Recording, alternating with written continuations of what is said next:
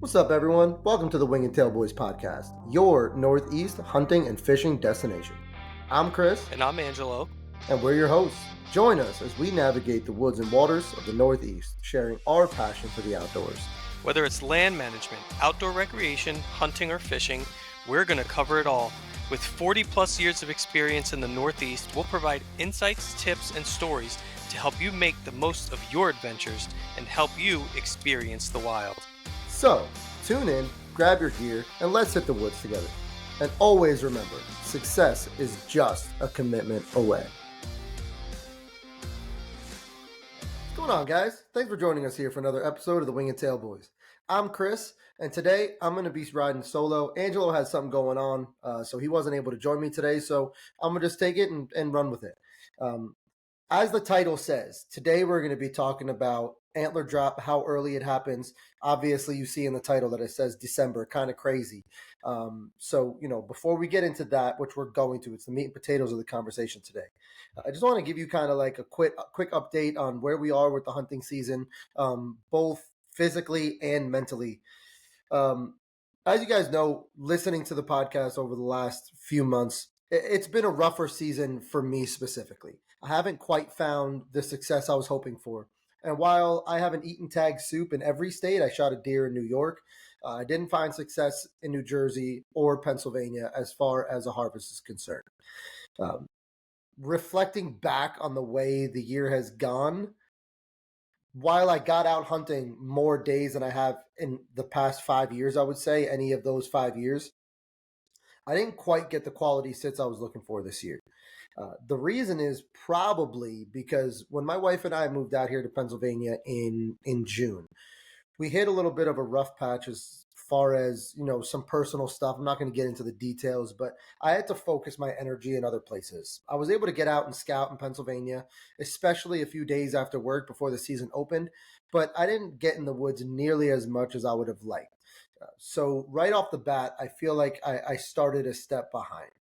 I didn't quite hunt in New Jersey as much as I had planned on once the season opened in New York, being that we had some target bucks over there. I just focused my energy over there, and I mean, it is what it is. So with all of that being said, and I'm not writing the season off yet. As we record today, it's December 10th, Tuesday. It's going to air on December 12th.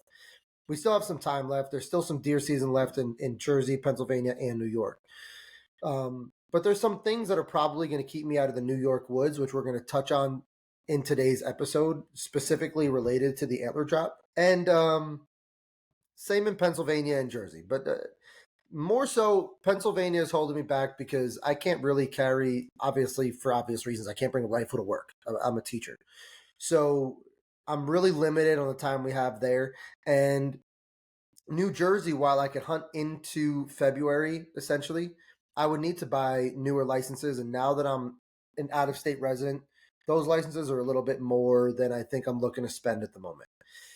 Also, if you guys have been listening to the podcast, then you know that my wife and I are very, very excited to be welcoming our first baby into the family. My wife and I got married last May, and we are expecting our first baby, little baby girl, coming in April.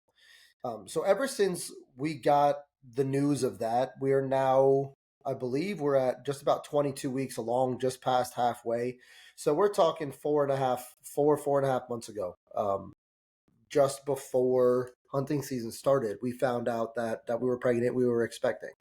And anyone who is a first-time parent or a 10th time parent, I think you all understand where I'm coming from when I say my priorities and my focus were kind of pulled in a more important direction.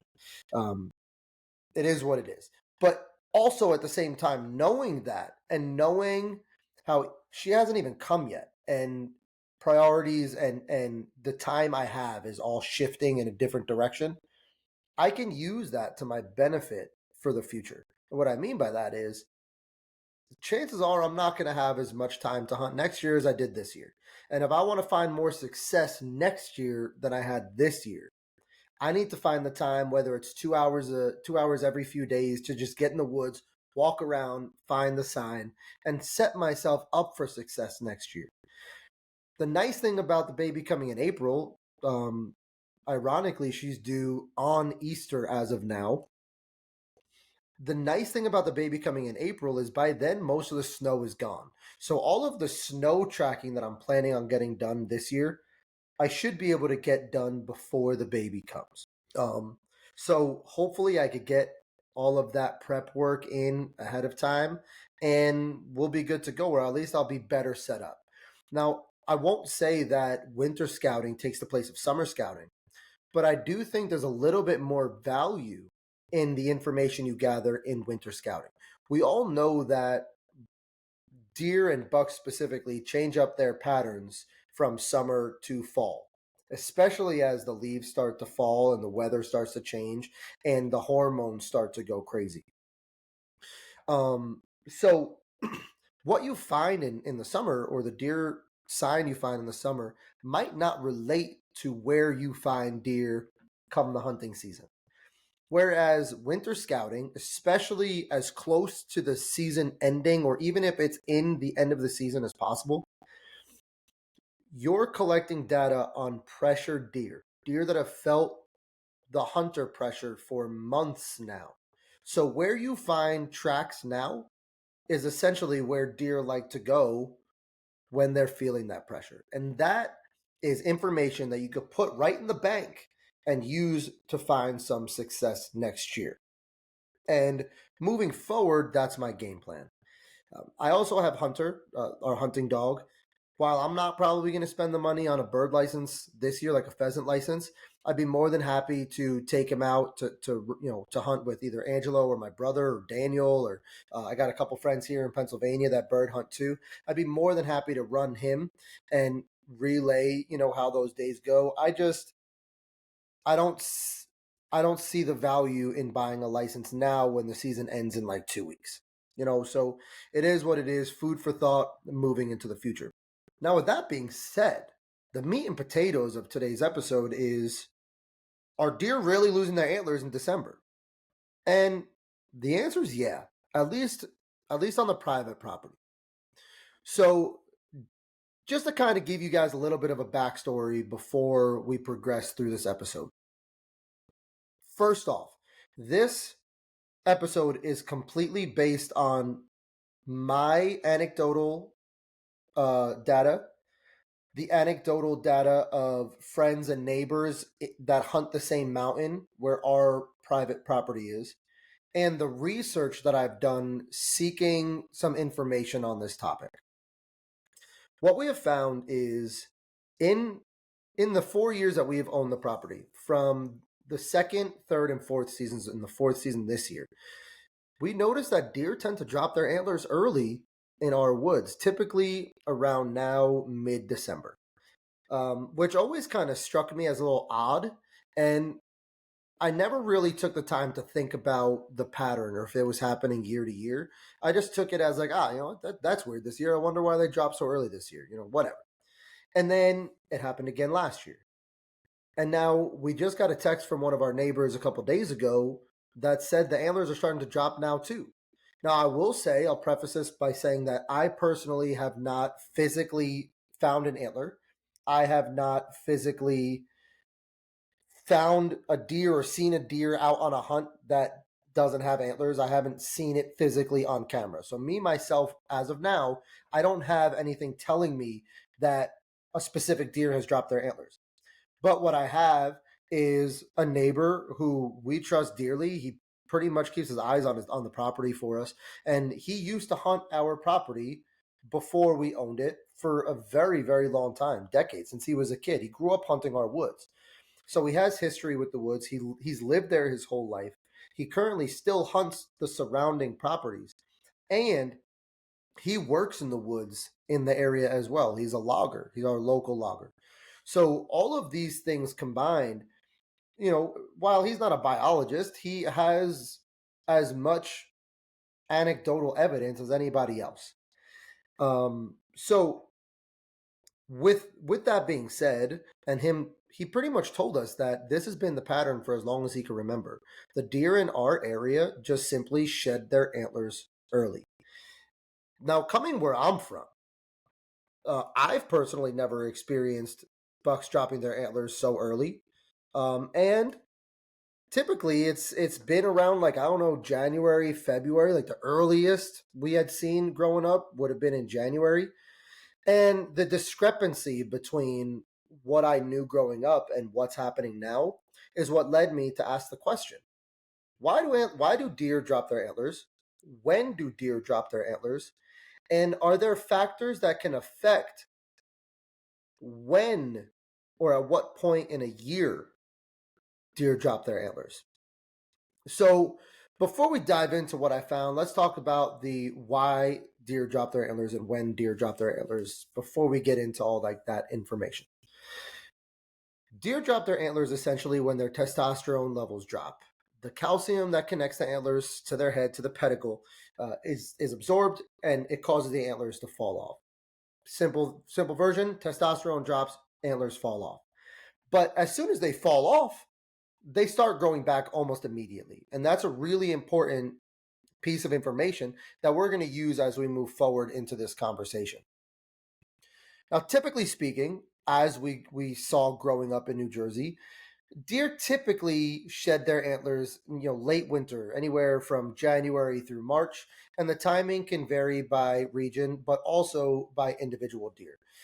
For example, deer in the Northeast tend to drop their antlers in January and February, but they could drop as early as November, which is crazy. But at the same time, if they're dropping as early as November, then all of a sudden December doesn't really start to sound too crazy, right? Um, and the deer in the south, where it's hotter and the rut takes place a little bit later, tend to drop their antlers later on in the year.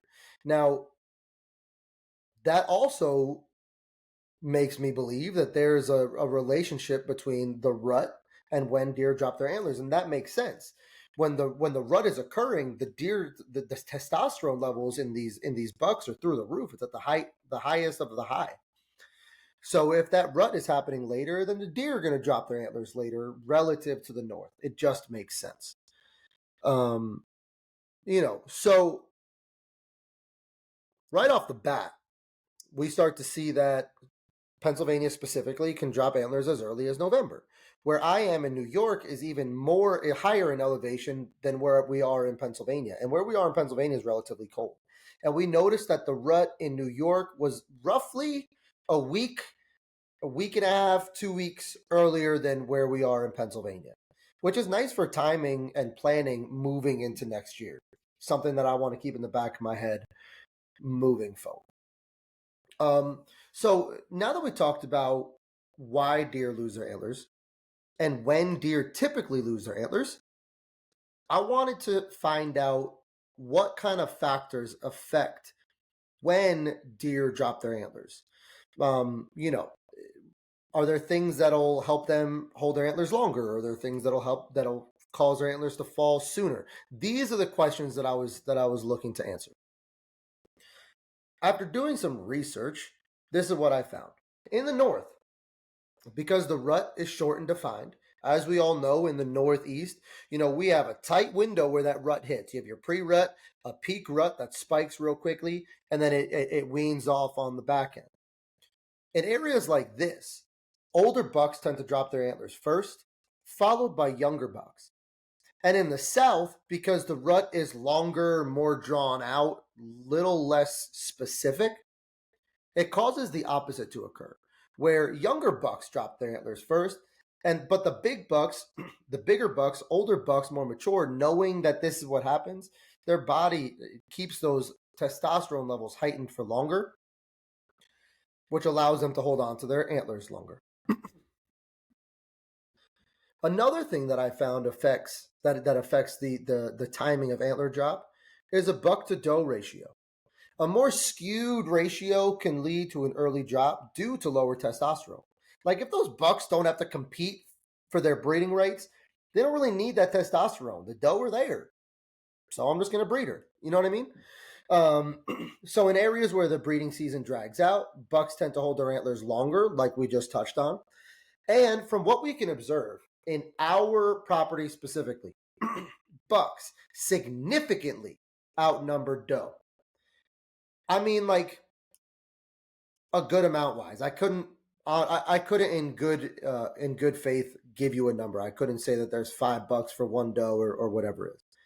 What I can tell you is that we have a herd of roughly 15 to 20 doe and significantly more bucks.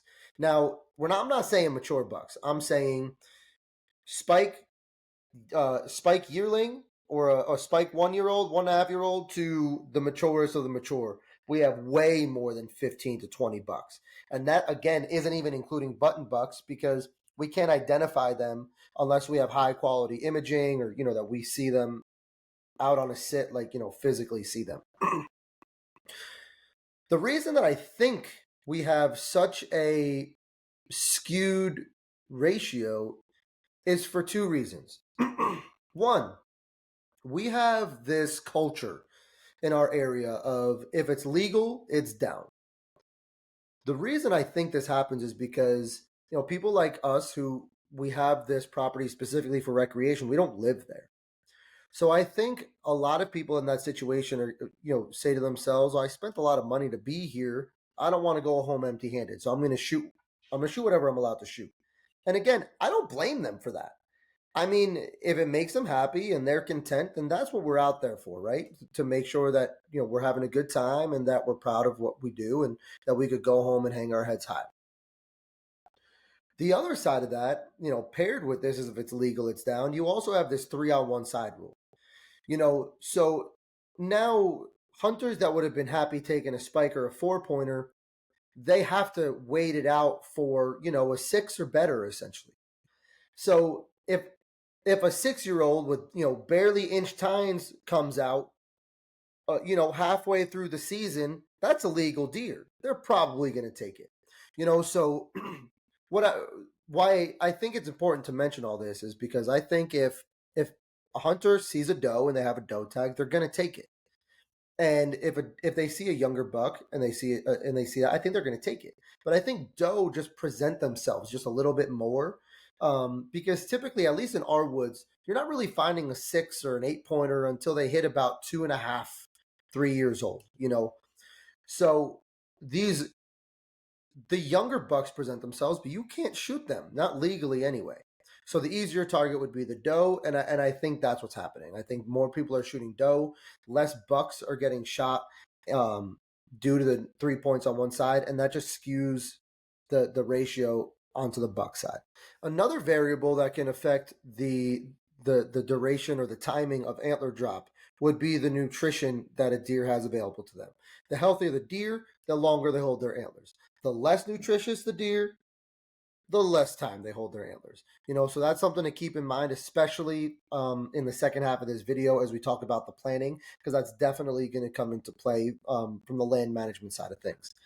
To go along with that, a better environment or habitat also contributes to a longer antler hold. Habitats with better winter food sources and bedding tend to have deer that hold their antlers longer. I would venture to guess that this is because there's a lower stress level. They have somewhere to go to feel safe and protected. And just like us, man, I mean, when we get stressed out, our hair turns gray. We start losing our hair on our head. I mean, my beard has gotten ridiculously gray in the last 4 or 5 years, So that to me just makes sense. If a deer could be more calm and less stressed out, then they're going to hold on to their antlers a little bit longer. Now, here's the big kicker, and this is, in my opinion, what kind of brings everything together and what really made me want to attack this from a land management standpoint. The studies show that bucks tend to drop their antlers within 48 hours of each other. So if they drop their right antler, the left one typically is going to drop within 48 hours of that first one dropping.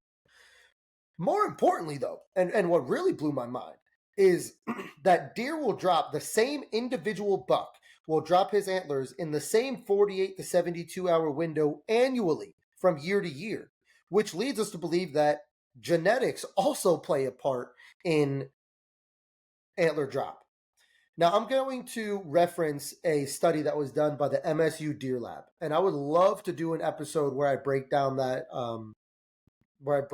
study. I believe Dr. Grant Woods touched on it in a video a few years back, and I believe the Southern Outdoorsman also kind of broke that down. So you could definitely go ahead to their channels and listen to that content as well. But I want to kind of attack it when I do it from more, again, of a land management standpoint and what we could do moving forward to try to counteract some of those things. But for the purposes of what we're talking about here, basically what they found in their study is that the potential that a buck has. Now, again, potential doesn't mean they're going to get there, but the potential that a buck has for his antlers comes from the nutrition level of the mother and the grandmother. Let me repeat that. The potential that a buck has for antler growth comes from the nutrition level of the mother and grandmother at the time of gestation, birth, however you want to, say it. So when that fawn was forming in the doe, that the nutrition level at that time and the nutrition level of that doe's mother are going to determine the potential of the buck. So basically, when the deer's body knows that the nutrition in an area is low, it's not going to let that buck grow to past a certain caliber, I guess you could say, because the environment can't sustain it and there needs to be enough to go around, which from a nature standpoint is just incredible. But that's neither here nor there. The other side of this is that since antlers begin to grow back almost immediately after dropping, that means that there needs to be a food source specifically that helps regrow antlers available to them as soon as antlers start dropping. Which means now that in December, there needs to be a quality, high nutritious or high nutrient valued food available for them to eat. So with that in mind, now we have to, in my opinion, formulate a land management plan around this concept and use this information both to hunt this property more effectively, but also manage this property in a way that allows us to find some more success. So at this time, we're just going to take a quick minute or two to thank some sponsors and partners of our channel. And then we're going to hop into the second part of this episode where we talk about how I'm going to use this information to plan for the future. If you're anything like me, you love to customize your bow while always making sure everything is just spot on. That's why I trust Anthony and Chris over at Big D Custom Pro Shop. They're located on Route 15 in Lake Hopatcong, New Jersey, and they have everything you need to tune your bow. And I promise you, you're going to leave there with a smile on your face. So, if you live in northern New Jersey, give my boy Big D a shout for all your archery needs. Also in northern New Jersey, Andover Hunt and Fish is your destination for all your outdoor and shooting needs. Located on Route 206 in Andover, New Jersey, they have everything you need for hunting, fishing, camping, gun exchanges, and more. Gerald, the owner, has been very good to us with his support for our channel, and we have no doubts that you'll have the same experience. Head on over to Andover Hunt and Fish today and let them know the Wing and Tail Boys sent you. When I head out to the woods, I have to know that I have the best performing equipment that I can afford. So that way I'm the only variable that I have to worry about. That's why I trust Fire Knock products for all my arrow and bow accessory needs. From arrow components to bow accessories like stabilizers and arrow rests, they have what you need. Dorge won't put anything on the market if it doesn't perform 50% better than what's already out there. So head on over to fireknock.com today to see what they're all about. fireknock.com today to see what they're all about. Okay, so we now know that deer can drop their antlers as early as November. We have seen, heard, found out that our deer typically start to lose their antlers in early to mid-December, which is just crazy.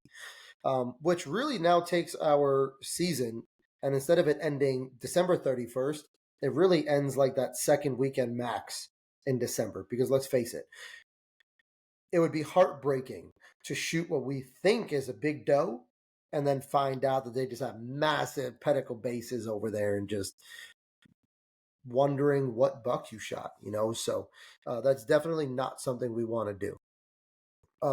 So with that being said, we need to plan our hunting season, our strategy around a shorter hunting window And again, we also want to try to come up with a land management plan that allows us to supplement some of this stuff, or counteract some of this stuff that we're starting to figure out. First off, again, we need to plan on hunting our property early and hard because the hunting already only gets harder as the year goes on. You've heard from us a couple different times now that once we hit, mid October and on, the deer presence just slowly starts to dissipate. And right about now, I mean, started 2 weeks ago, our cameras are barely going off. I haven't gotten a single picture in 2 days now, where, into October and even November, we tend to have deer all day long, every day. And I'll wake up to like 3 or 4 different emails filled with photos from the night before. And we're just not getting that. Also, on top of it all, with the baby on the way, and I'm sure I'm going to have limited time to hunt next year, that just now even heightens the how precise I feel I need to be next year, which honestly, I mean, I'm already feeling the pressure, and this season isn't even over yet. So I really owe it to myself and the team to get out there and do what I need to do in the off season to prepare for the season, knowing especially again that we're going to call it quits right about now, just second weekend in November, in December, I'm sorry. Next, as we start to consider the spring planting or the fall planting, especially the fall planting, we need to now understand that when we plant our fall mixture, it absolutely must contain things that overwinter and or stay palatable into the colder months through December, through January, hopefully even into February or farther. Granted, with the 1 acre we have right now, that's a pipe dream. I know that can't happen. But if you've been following this channel from day one, when I started it on YouTube, I posted a video, I think it might have been like the third video at the time, where I pretty much talked about what the future looks like for us on our property and what our plan looks like as we start to redo our property. I'm not going to go into the whole nine, but I'll just give you like the general idea.